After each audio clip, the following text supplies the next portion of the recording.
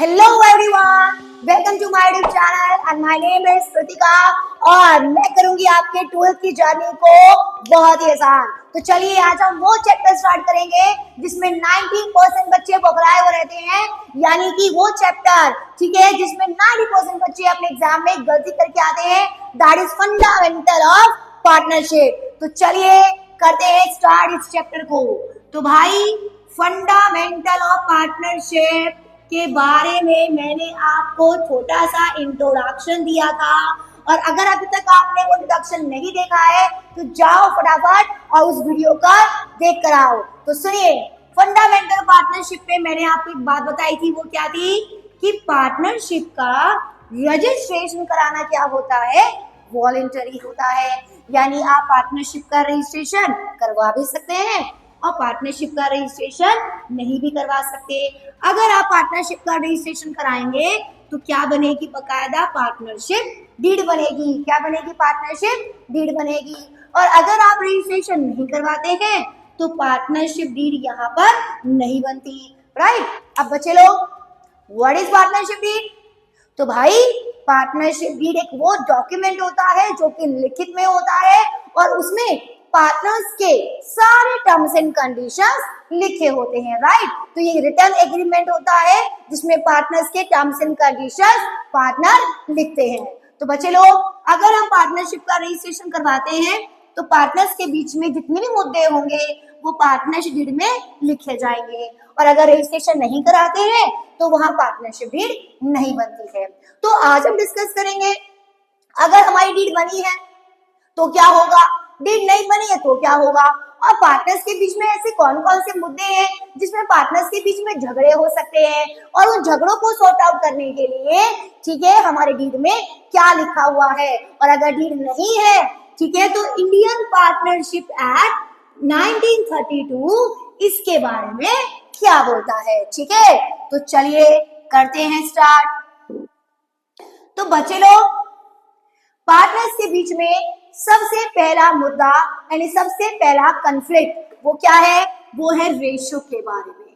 किसके बारे में? रेशो के बारे में। अब क्या होता है भाई रेशो? राम और श्याम दो पार्टनर है, ठीक है, वो दोनों मिलकर ना पार्टनरशिप कर रहे हैं और उन्होंने अपनी पार्टनरशिप में 10,000 का प्रॉफिट कमाया। राम और श्याम में डिसाइड हुआ कि 10,000 में से 60% राम का होगा और 40% किसका होगा, श्याम का होगा, ठीक है। तो भैया देखो, ये 10,000 को ना हम 60 और 40 में बांट रहे हैं, तो ये 60-40 क्या है, ये 60-40 रेशो है। ये 60-40 क्या है, रेशो है। तो पार्टनर्स अपने प्रॉफिट एंड लॉस को जिस रेट में बांटेंगे, है ना, जिस रेट में बांटेंगे, जिस रेशो में बांटेंगे, उसको हम प्रॉफिट शेयरिंग रेशो बोलते हैं। क्लियर? तो अगर हमारी पार्टनरशिप डीड में रेशो स्पेसिफाई है, ऑलरेडी प्रिस्क्राइब्ड है कि राम और श्याम तो पार्टनर हैं, उन्होंने डीड बना ली है और डीड में लिखा हुआ है कि वो अपना प्रॉफिट शेयरिंग रेशो लेंगे 60-40, यानी 60% राम का और 40% श्याम का। तो भाई पार्टनरशिप डीड बन गई ना, पार्टनरशिप डीड बन गई। और बच्चे लोग, पार्टनरशिप डीड है पत्थर की लकीर, जो पार्टनरशिप डीड ने बोल दिया, ठीक है, फिर वही बात फॉलो की जाएगी। तो अगर पार्टनरशिप डीड में रेशो स्पेसिफाई हो चुका है, डीड में लिख दिया है रेशो, तो जो डीड ने बोला है वही होगा। और अगर डीड इसके बारे में साइलेंट है, डीड क्या है इसके बारे में, साइलेंट है, राम और श्याम के बीच में क्या रेशो होगा, वो डीड में लिखा हुआ नहीं है। अब राम और श्याम आपस में कितना झगड़ते रहे कि मुझे 70 चाहिए, मुझे 80% चाहिए, तो सुन लो ध्यान से, पार्टनरशिप एक्ट बोलता है कि भैया अगर पार्टनरशिप डीड में कुछ नहीं लिखवाया रेशो के बारे में, तो रेशो क्या रहेगा, इक्वल रहेगा। क्या रहेगा? रेशो इक्वल रहेगा। तो क्लियर है? अगर रेशो डीड में लिखा हुआ है, जितना लिखा हुआ है उतना लगाएंगे। अगर डीड रेशो के बारे में साइलेंट है तो रेशो क्या लगेगा, इक्वल लगेगा। क्लियर? और बच्चे लोग, अगर पार्टनरशिप डीड है ही नहीं, अगर पार्टनरशिप डीड है ही नहीं, तो भी रेशो क्या होगा, इक्वल।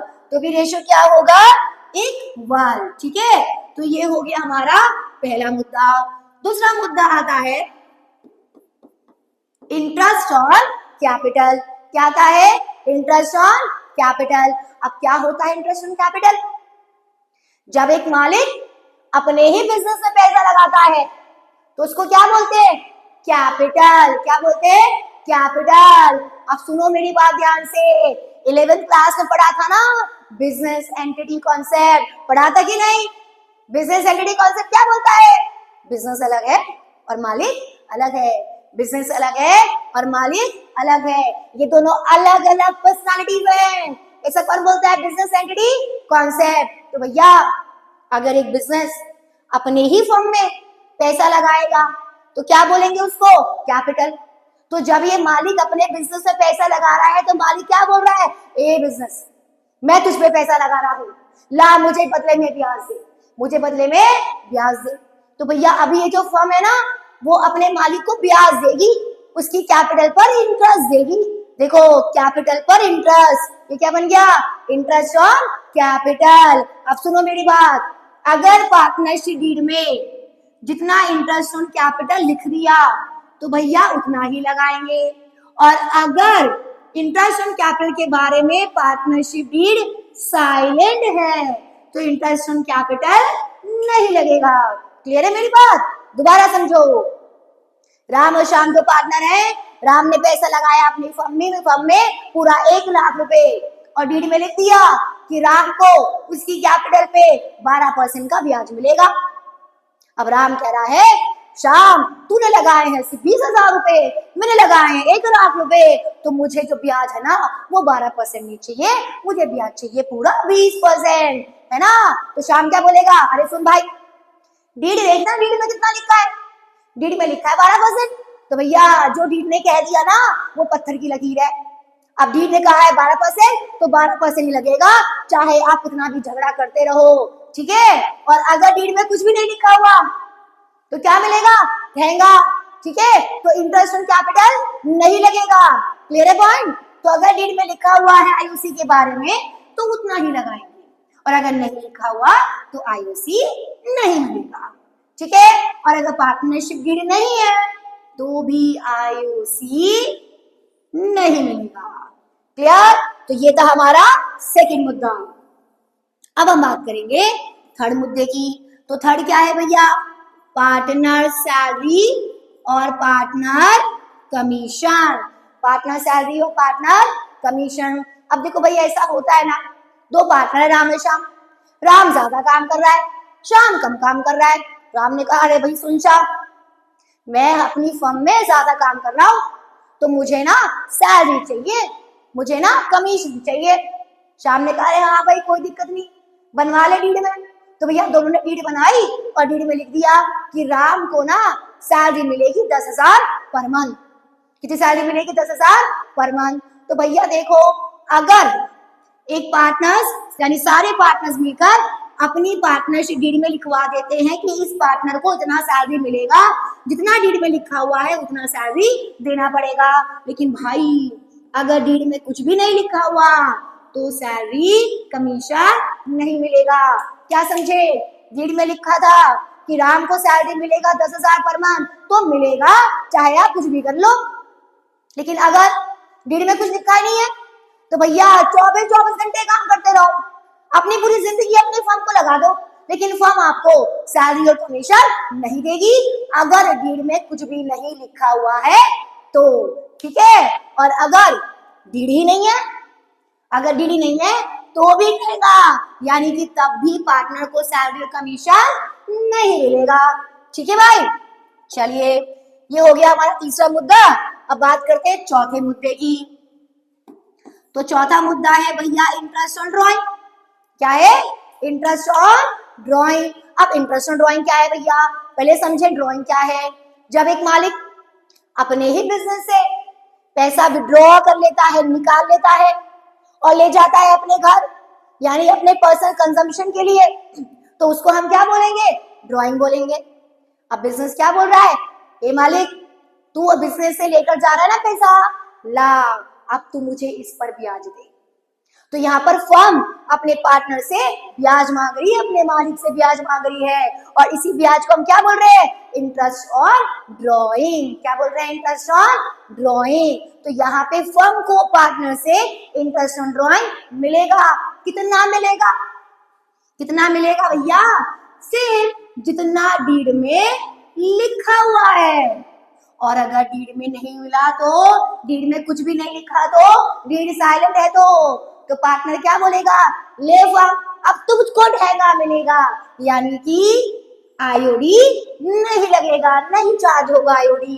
और बच्चे लोग, अगर पार्टनरशिप डीड नहीं है तो भी आईओडी नहीं लगेगी। क्लियर है? चलिए भैया, अब बात करते हैं नेक्स्ट मुद्दे की, है ना?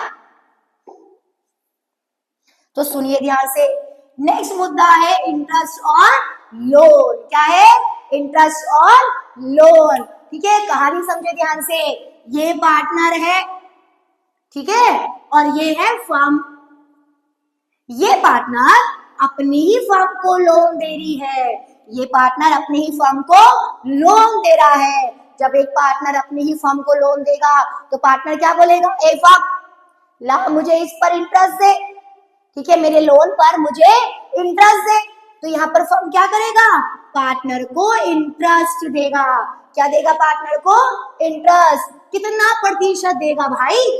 जितना प्रतिशत डीड में लिखा हुआ है, जितना परसेंट डीड में लिखा हुआ है। और अगर डीड में कुछ भी नहीं लिखा हुआ, सुनो मेरी बात ध्यान से, सो तो नहीं रहे, अगर डीड में कुछ भी नहीं लिखा हुआ तो भैया section 37 of Indian partnership act, section 37 of Indian partnership act, बोलो मेरे साथ, section 37 of Indian partnership act के according 6% per annum, 6% per annum के हिसाब से ब्याज पार्टनर को मिलेगा ही मिलेगा। क्या समझे? अगर एक पार्टनर ने अपनी ही फर्म को लोन दिया है तो फर्म क्या देगी? इंटरेस्ट। कितना प्रतिशत? जितना कि डीड में लिखा हुआ है। और अगर डीड में नहीं लिखा हुआ तो section 37 of Indian partnership act 1932 के अकॉर्डिंग 6% पर एनम, कितना? 6% पर एनम के हिसाब से एक पार्टनर को उसके लोन पर इंटरेस्ट मिलेगा। ठीक है, और अगर डीडी नहीं है तो भी section 37 of Indian partnership act के अकॉर्डिंग पार्टनर को, ठीक है, उसके लोन पर 6% पर एनम के हिसाब से इंटरेस्ट मिलेगा ही मिलेगा। ठीक है, क्या समझे? क्लियर है पॉइंट? चलिए भैया, ठीक है, अब बढ़ते हैं नेक्स्ट मुद्दे पे। अब आता है इसका अपोजिट, इंटरेस्ट ऑन लोन। वो भी इंटरेस्ट ऑन लोन, ये भी इंटरेस्ट ऑन लोन। तो धैर्य भैया, दोनों में अंतर है, सुनो ध्यान से। ये है पार्टनर और ये है फर्म। अब सुनो, अब ना फर्म पार्टनर को लोन दे रहा है, ठीक है, अब पार्टनर फर्म से लोन ले रहा है, तो फर्म क्या बोलेगी? ला भाई पार्टनर, तू दे अब हमें ब्याज। तो अब जो पार्टनर है उसने अपने ही फर्म से लोन ले लिया और पार्टनर क्या दे रहा है? ब्याज दे रहा है। कितना प्रतिशत ब्याज देगा ये पार्टनर? जितना कि डीड में लिखा हुआ होगा, जितना कि पार्टनरशिप डीड में लिखा हुआ होगा। और अगर पार्टनरशिप डीड इसके बारे में साइलेंट है, कुछ भी नहीं लिखा हुआ बच्चों, कुछ भी नहीं लिखा हुआ, तो ये इंटरेस्ट नहीं लगेगा। और अगर इंडियन पार्टनरशिप एक्ट, ठीक है, यानी कि डीड ही नहीं है, तो इंडियन पार्टनरशिप एक्ट के अकॉर्डिंग भी इंटरेस्ट ऑन लोन यहाँ पे नहीं लगेगा। क्या समझे? बात समझो ध्यान से, मैं क्या बोल रही हूँ, ठीक है, दोनों में अंतर है। यहाँ पार्टनर अपनी फर्म को लोन दे रही है, फर्म ब्याज दे रहा है। कितना प्रतिशत? According to deed. अगर डीड नहीं है तो 6%, ठीक है, यहाँ 7%। लेकिन यहाँ पे क्या हुआ? यहाँ पे फर्म अपने पार्टनर को लोन दे रही है, पार्टनर ब्याज दे रहा है। कितना प्रतिशत? जितना डीड में लिखा हुआ है। अगर डीड नहीं है तो भैया इंटरेस्ट नहीं लगेगा, ठीक है, और डीड साइलेंट है तो भी इंटरेस्ट नहीं लगेगा। क्लियर है पॉइंट? ठीक है, अब सुनो भाई मेरी बात ध्यान से। अब हमें इस चैप्टर में ना ये सारे मुद्दे, ठीक है, ये सारे मुद्दे क्या करने हैं, वन बाय वन डिस्कस करने हैं, ठीक है। जैसे पढ़ेंगे पहले आईओसी, फिर सैलरी, फिर आईओडी, फिर आईओएल, फिर IOL, to partner by partner लो। तो ये सारे मुद्दे हमें वन बाय वन डिस्कस करने हैं। लेकिन इन सारे मुद्दों को वन बाय वन डिस्कस करने से पहले हम एक पढ़ेंगे मोस्ट इंपॉर्टेंट टॉपिक, जो इस चैप्टर की ढाल है, जिसके बिना इस चैप्टर में कुछ भी नहीं हो सकता। और वो क्या है, वो है profit and loss appropriation account. क्या है वो, profit and loss appropriation account. क्या समझे मेरी बात। तो हम इन चैप्टर को वन बाय वन तो पढ़ेंगे, हम इन चैप्टर को वन बाय वन तो पढ़ेंगे, लेकिन हम इन टॉपिक को वन बाय वन तो पढ़ेंगे, लेकिन इन टॉपिक को डिस्कस करने से पहले, है ना, हम समझेंगे profit and loss account and profit and loss appropriation account, ठीक है। Profit and loss account and profit and loss appropriation account, ठीक है। उन सारे मुद्दों को वन बाय वन डिस्कस करने से पहले हम कॉन्सेप्ट क्लियर करेंगे P&L और P&L एप्रोप्रिएशन का, ठीक है। क्या P&L P&L एप्रोप्रिएशन सेम है या इनमें कोई अंतर है, ठीक है। क्या कॉन्सेप्ट है इसका, कौन से आइटम P&L या P&L एप्रोप्रिएशन में जाएंगे, और ये सारे जवाब आपको मिलेंगे मेरी अगली वीडियो पे, ठीक है। तो इंतजार कीजिए नेक्स्ट पार्ट का, जिसमें मैं आपको बताऊंगी P&L और P&L एप्रोप्रिएशन का कॉन्सेप्ट और इन दोनों का अंतर। तब तक के लिए गुड बाय, ठीक है। अगर आपको वीडियो अच्छी लगी हो तो लाइक कीजिए, सब्सक्राइब कीजिए, और हाँ भाई, कम से कम अपने 3 दोस्तों को शेयर कीजिए। Okay, all the best.